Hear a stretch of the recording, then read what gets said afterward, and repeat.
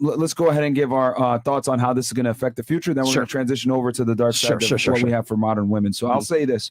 Here's my prediction, and then I'll go to Fresh, and then Rollo, you can can it off, and then we'll go into the next topic. I don't think much is going to change. No. And what's going to happen is, I think, for guys that are, for women out there that are like casually having sex or whatever it may be, it's going to make it a little bit more difficult, maybe, because their insurance might not necessarily cover birth control, or it might be a little bit harder to get an IUD or whatever else. But in general, I don't think it's going to change much. The party girls that are out here fucking and sucking and everything else like that, they're going to continue to use Plan Bs. They're going to continue to do the IUDs. They're going to continue to do what they got to do to be able to live their best life. And these are women that we know typically from the numbers that are higher earning anyway. Okay. And then you got the girls that we know that make less money or whatever.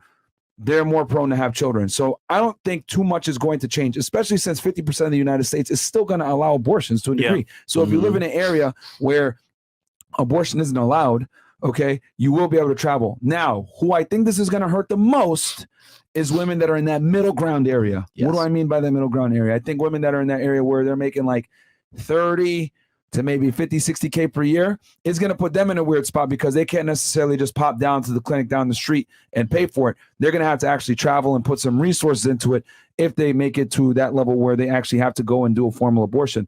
But all the emergency contraceptives, Plan B, whatever it may be, I doubt they're going to touch those. And the people out there that, are talking, because there's a lot of misconceptions. Oh my God, Roe v. Wade, they're going to take away the emergency contraceptives, Plan Bs are gone, whatever.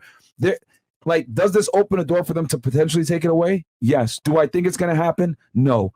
The only person that even mentioned this or uttered that was Clarence Thomas, right? And he's probably one of the most conservative justices on there, but a lot of people there, he don't necessarily agree with him. So I don't think contraceptives are going to be affected. People are still going to be able to do what they need to do. Birth control, etc., is probably going to still be widely available. It's just that for those people that don't plan ahead and don't take a Plan B or don't use contraceptives and get pregnant, and then they find out a couple months later that they're pregnant, that's who's going to fuck up the most. Those people that are in that middle ground of socioeconomic status where they just have enough money to kind of live somewhat of a hot girl summer, but they don't have enough money to necessarily travel interstate to go ahead and get an abortion if they live in a state that doesn't offer it, it's going to fuck them up.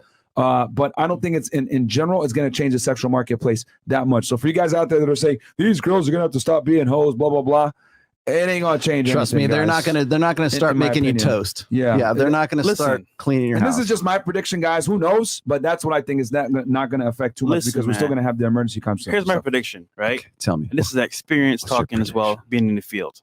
So from what I can see, most girls anyway go to the guy to pay the abortion bill. They either pay for the actual surgery itself or for the pill itself. Yeah. My thing is, what's gonna happen is, hell, I've done it.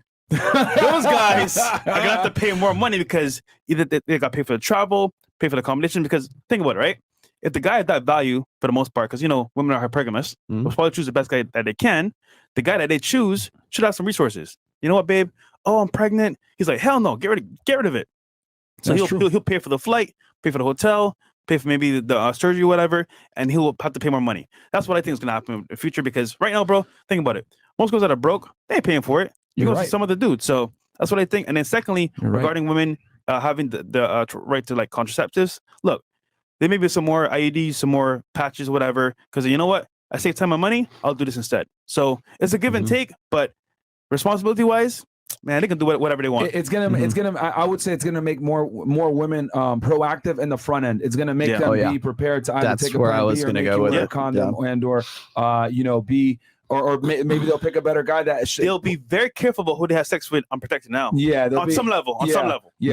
Especially if they live in a state that is like that's not going to allow for abortion. But if you live in like a New York or a Massachusetts or a California, bro, these bitches ain't going. I was just saying, imagine you're a woman and you want to get an abortion and you're like 2 states away from an abortion state. Like now you got to fly. Like across, girls in like Illinois are fucked. Like the entire Midwest essentially is about to make it where abortion's illegal. I'll say this. I'll end with this: is that I think that on November 9th, you'll hear crickets. That'll be just You will not hear anything else about this, simply because this is a midterm election. They're ramping this up because they want to, at the very least, whether they rig the elections or they don't rig the elections, they still want that mass hysteria. And this is the topic, the emotionally charged,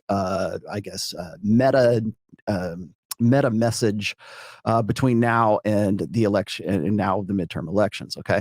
So this is just, honestly, I think this is just to sort of power that hysteria up until that point. That's number one. The other thing is I think that once we get up to that point, you'll see that some smart guy along the way, because ladies, if you really want an abortion to be in the Constitution, guess what? Petition your senators or whoever's your lawmakers, have them draw up the law, say, we want to put an amendment in the Constitution. And I know that requires you to actually learn something about civics. Was it the bill on Capitol Hill and in Schoolhouse Rock back in the day? Go watch those things from the 70s and you'll figure out how to do this. But you can actually do this. You can say, I propose that we want to have abortion as a federal law. We want to add it to the Constitution. Somebody's probably I would argue somebody's probably already figured that stuff out. They're going to find some way to sort of reverse this. I don't know how legally, I don't know how that's going to happen, but that reversal will probably happen between now and November 8th, or like right after November 8th. And it's like, yay, we won. It's like wag the dog meets, social media kind of thing. Mm-hmm. But I think that this will be a great big nothing burger by the time we get to November. Possibly. But but between now and then, we're amping everything up, and we want the emotions and we want the charged, like the feels before reels going off.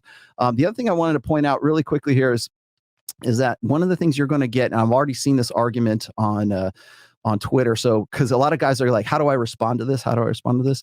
One of the things that women will bring up, and I've heard with female politicians say this, like, what law is there that controls a man's body? Right? What is it? Because here we have abortion and men want to control women's bodies. What law is out there that will control a man's body? And of course, the natural response is, selective services does. Signing up for selective services, it's actually almost worse than abortion if you think about it, because it puts you in harm's way. It literally, if you would have to sacrifice your life, and you're actually choosing which service you want to die in.